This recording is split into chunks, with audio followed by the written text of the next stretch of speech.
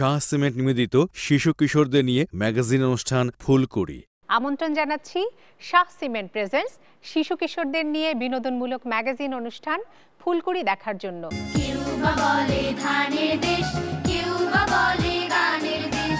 আন্ধারে মেঘ ডাকিল, মন ময়ূরী নাচিল, আহের কালো বৃষ্টি ভিজি চল। সবাই সাবধান, মশা মশা মশা। গাও হেলানি দিয়া নাচ রে গোলাপি। ফুলে ফুলে ঢোলে ঢোলে মোহে খিবা মৃদুয়া।